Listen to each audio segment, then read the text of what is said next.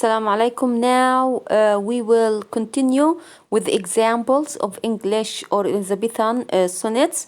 As we said, we will start with Sir Thomas Wyatt. Okay, so this is the sonnet for Sir Thomas Wyatt. You can notice that it consists of 14 lines. You can notice here that we have 1, 2, 3, 4 lines, then 1, 2, 3, 4 lines. 1, 2, 3, 4 lines. These are 3 quatrains, okay? And then you have the couplet, the last, the end, or the resolution, 1, 2 lines, okay? Now you can go now by yourself to the rhyming and understand it. So this is called a renouncing of love. A renouncing of love, from the word renouncing. It means that he will reject the love and he doesn't want it anymore. Farewell love and all thy laws forever. Thy painted hooks shall tangle me no more. إذن هو الآن he is actually leaving love. He doesn't want love anymore to keep him occupied or busy. He doesn't want love to come next to him. So farewell means forever. I don't want to see you. Seneca and Plato, these are actually Greek philosophers. They called him, so if you remember, we talked about allusion. So this is a kind of allusion, Seneca and Plato. Seneca and Plato. Allusion means that you refer to the past, past names, stories, legends, in order to use in your literary work. Okay, so Seneca and Plato call me from their lore high place to perfect wealth, my wit for to endeavor. In a blind, okay, so here he says that I don't want you love anymore to come next to me, because the philosophers or the great philosophers or called for me to continue my education and to educate myself instead of wasting my time in love. Okay, in a blind error when I did persevere. Okay, thy sharp repulse that pricketh I so sore. Okay, taught me in trifles that I set no store. Okay, so here in a blind error when I did persevere. So when I was caring about you, love, I committed many mistakes actually, and I continued to waste my life and my time, and you broke me over and over. Okay, but escaped forth thence, since liberty is liver. Therefore farewell, go trouble younger hearts. So here he means that because he suffered a lot from love, he is fed up of that suffering, and now his freedom is much more better and more wanted for him than falling in love. So the idea here is that he suffered from love a lot. He wasted his time, he wasted his energy on love, and love always betrayed him, love always broke him. So now he wants to focus more on educating himself and liberating himself from love and its misery. Okay, so therefore farewell, ma'as-salama, go trouble younger hearts. I'm done with you. You can find the younger people to bother them, okay? And in me claim no more authority. لن تكون لك سطوة علي. You will not have any power on me. With idle youth go use the property. Okay, إذن اذهب للشباب ويعني تلاعب بهم هم. And thereon spin thy many brittle darts. For hitherto from now on, though I have lost my time, me list no longer rotten paths to climb. يعني أنا ضيعت وقت كتير، ومن اليوم الطالع سجل علي إنه أنا لن أعود لتسلق الأغصان الروتين الفاسدة.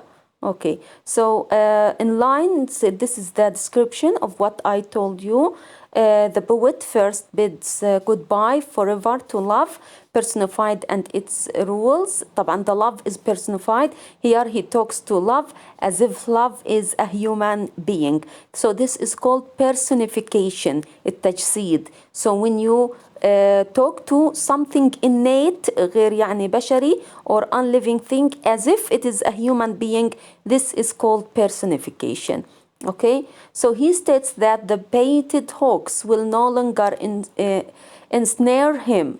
He is called away from love by Seneca and Plato to the real riches of wit and intellect. Okay, إذا أنا في عندي personification of love, painted hawks. This is a metaphor in which he actually compares the love to a hawk that hunts him or catches him like a fish. So he considers himself as a fish. So this is a metaphor. Okay, now he gives the reason and I said Seneca and Plato, this is allusion to the past. Okay, he gives the reason for this change of heart in line 5 and 6, as he sees that when he made ignorant mistakes, the cruel words of love pricked him and instructed him instead in pointless lessons that he no longer cares for. إذا لما كان يخطئ أو يرتكب أخطاء حتى لو كانت بسيطة، كان الحب يعني يحطمه ويعطيه دروس ملهاش معنى، بلا معنى، وأصبح الشاعر تبعنا أو الراوي تبعنا لم يعد يهتم بتلك النوعية من الدروس. In line 8, he says that he has escaped since freedom is his liver, as I said. Another interpretation of this line utilizes preferable as the meaning for liver. Wyatt, so instead of liver could be preferable. أفضل الحرية على إنه أظل عبد للحب. White is saying freedom is preferable to love. Now from 9 to 14, the sestet, okay, in the final sestet, the poet takes his leave of love, directing it to younger hearts. He claims that love no longer has any authority over him and suggests it takes its offerings to the young and lazy people. In line 12, he suggests that love uses up its fragile arrows, as although he has lost his time over love, he will no longer climb rotten branches to reach his goal. إذن هو هنا في النهاية طلب من الحب إنه يتوجه للقلوب الشابة، لأنه هو ضيع وقت كتير ولم يعد يهتم بالحب ولن يتسلق الأغصان الفاسدة بعد ذلك اليوم. Okay, so let's come to the literary devices in our sonnet. The first literary device is a personification of love. In renouncing the laws of love, the poet is rejecting the rules of court and society. So this is symbolism of renouncing of love. So actually he is rejecting the rules of court and society, as well as the emotional effects of intense relationships. The metaphor of baited hawks works as an allegory for fishing, but also presents as an oxymoron, in the bait being the pleasure and the hook being the painful consequence of the former. What does it mean here? It means that إنه إحنا الطعم بيت الطعم عادة بيكون في متعة، طبعا بالنسبة للسمكة أوكي بيكون في المتعة وفي سعادة، ولكن الهوك ده هوك اللي هو الخطاف اللي بيكون معلق في الطعم بسبب الألم. So as if the love is this actually baited hooks اللي هي الخطافات الملغومة أو الطعوم المعلقة على الخطافات، وكأنه الحب بيرمي له طعم معلق في البداية، هو بياخد الطعم وبيشعر بالسعادة، ولكن the consequences النتائج اللي بتترتب على هذا النوع من السعادة is painful. Okay. Now, an allusion to Seneca and Plato. I talked about this point. Seneca was commonly studied at universities in Tudor times. Seneca asserted that there were three choices of how to live: a life of theory, a life of politics, and a life of a pleasure. So our poet at the beginning was living a life of a pleasure. But now in this sonnet, he is advocating leaving pleasure behind to focus on a more perfect wealth of education. So moving to a life of theory and politics, as if the life of a pleasure is something trivial and superficial in our life, and it leaves nothing but pain. But if you elevate يعني تصعد إلى الأعلى وترتقي, then you will go to life of theory, the education, and life of politics. Okay. Now, it is possible to read perfect as a verb as well as a noun, and this interpretation would imply that the poet is to devote his time to greater study and self-improvement. إذن الشاعر بده منا إنه إحنا نترك تضييع الوقت والتركيز أكثر على الدراسة، على العلم، وعلى تحسين الذات. Okay. Of course, this is a translation that I found. I thought that maybe it will help you understand the sonnet. وداعا أيها الحب، أنت وكل قواعدك وعالمك، لن توقعني بفخاخك بعد اليوم، فقد دعاني كل من سينيكا وأفلاطون للمعرفة والحكمة، فعقلي يتوق لثروة المعرفة الحقيقية، فكم أعماني طيش الشباب، وكم حطمتني نكسات الحب وآلامه. علمتني أيها الحب البعد عن هذه التوافه وأرتقي بحرية للأعلى. هنا الترجمة شوي فيها ركاكة، المقصود فيها إنه الآلام الحب علمتني أبتعد عنه وأن أرتقي عن هذه التوافه، وأن وأن تكون حريتي هي الأفضل. والآن وداعا أيها الحب، امضي للقلوب الشابة، فليس لك علي سلطان بعد الآن. استخدم سلطانك على القلوب الشابة الضعيفة، وسدد سهامك الهشة بعيدا عني، فمشيئتي لن ترنو لأغصان الحب الفاسدة بعد الآن. Okay, so that was the sonnet for Sir Thomas Wyatt, a renouncing of love, in which he decides to reach love, to leave love in order to educate himself. I don't want to go through the interpretations, but one of the interpretations was actually about King Henry VIII. If you remember in the previous video, I told you that this man was focusing more on his love and sexual life to the extent that he got married to 6 women, and most of them got killed by him. He got rid of them in order to marry the next woman who he fell in love with. So it seems that Sir Thomas Wyatt was actually encouraging him to abandon such type of life, which is focusing on trivial things, and to focus more on intellects and progressing the country. So this was one of course, of the interpretations of the purpose of writing such a poem. Okay, anyway, let's now come to the second poem. Okay, the second poem is written by Henry Howard, Earl of Surrey, A Complaint by Night. Okay, and we can see here, alas. So this is a complaint by night. Alas was used in English similar to khalas, and it is still used in many actually countries in which who speak English. Okay, they use alas. So all things now do hold their peace, heaven and earth disturbed in nothing. The beasts, the air, the birds, their song do cease. The night's car the stars about doth bring. Calm is the sea, the waves work less and less. So am not I, whom love, alas, doth wring, bringing before my face the great increase of my desires, whereat I weep and sing. enjoy and woo, as in a doubtful ease. For my sweet thoughts sometime do pleasure bring, but by and by the cause of my disease gives me a bang that inwardly doth sting. When that I think what grief it is again to live and lack the thing should rid my pain. So as you see, this is like a Petrarchan sonnet. Okay, you can notice that at the beginning he is describing the night.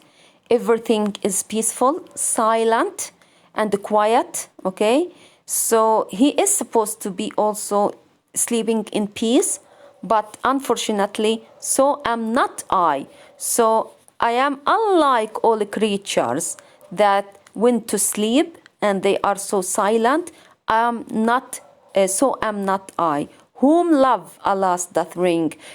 At night, actually, his love, the pain of his love, the pain that he gets because of the cruelty of his mistress, makes it ring inside him, bringing before my face the great increase of my desires. So actually at night the whole world sleeps but him, thinking all night and feeling pain because it stings inside him. Now in the end, in the sixth, the last two lines, you would find here he says that he feels painful, but also when he thinks about his mistress, he feels happy. So there is a contradiction in his feelings between happiness when he remembers the beautiful times that he spent with his mistress, and pain when he remembers her cruelty and rejection of his love. So what makes him feel really sad is that the thing that is supposed to bring him happiness is the same thing that causes him pain. Okay? So let's come now to the analysis of it and the summary of the ideas. In this sonnet, the speaker reveals his sadness and sorrow because his beloved doesn't reciprocate his feelings. إذن هو بيعبر لنا عن حزنه وألمه لأنه حبيبته لا تبادله المشاعر.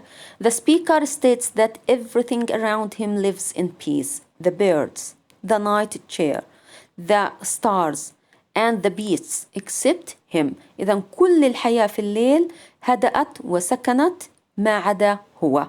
Why? Because he is deeply in love with his mistress بسبب آلام الحب اللي بيشعرها بسبب حبه لحبيبته. His mistress' rejection twists him into despair.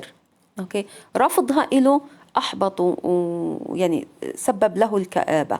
The speaker proceeds to say that his feelings are mingled with joy and sorrow because whenever he thinks of the good time they spent, he becomes happy.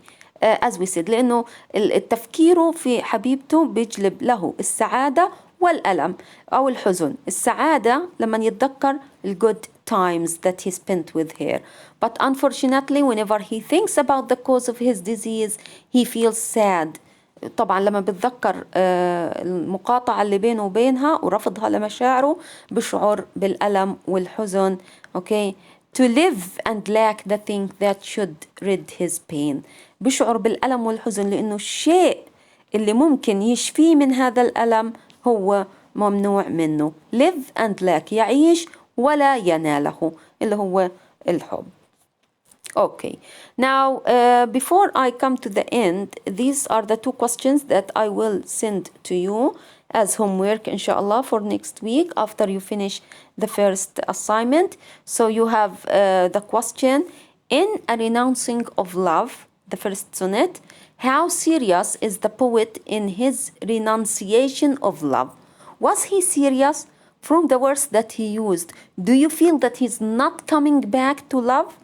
What does he feel that the game of love has kept him away from?